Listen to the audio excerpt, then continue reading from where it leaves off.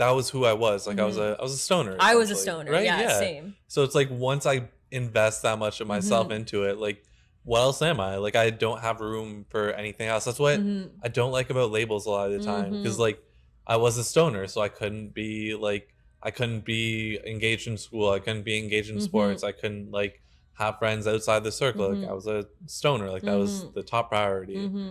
Yeah. And at first, I think whenever I got that like label where like I was a Mhm. stoner, because I mean, as I had mentioned, like I'd started off in elementary school and junior high being like kind of like the depressed weird kid. Like they were like, Mhm. you're the emo kid, and like that's how I was labeled.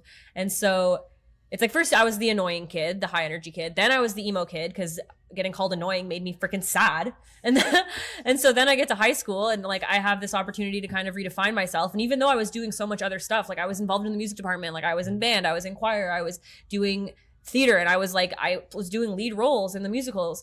No one like really saw me as that. Everyone Mhm. saw me as a stoner, and that was the thing. And I think I was definitely fine with it at first because I was like, well, at least they're not calling me like emo anymore and sad, and like they think I'm fun to be around now. So like this is cool. Mhm. Sure, yeah. And then you kind of start to play it up and you're like, yeah, like being the stoner, and it definitely becomes a big part of your identity. But then it can leave you feeling pretty empty whenever you start to feel less fulfilled by all the other things that you had in your life before you started smoking weed all the time. Yeah, because your identity like collapses, right? It's like Yeah. this is who I was. I'm not that anymore. Then what am I? Mm-hmm. I have no idea. And I think Yeah. at first, like I could handle the label because it made me comfortable because it was something new. But then, and I could separate myself. I'm like, oh, everyone thinks I'm a stoner. But then after a while, you start to self-identify as such. You're like you believe it because Mhm. that's what people tell you all the time.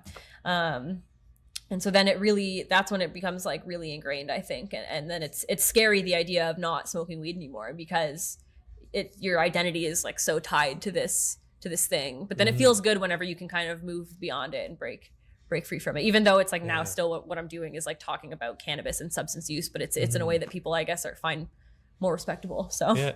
It's weird how that works, isn't yeah, it? yeah, they're Yeah. like, stop talking about weed, okay? And then they're like, wait, can you come talk about weed? And I'm like, okay, yeah. Yeah. But Cannabis didn't just offer me an escape, it was like part of my identity.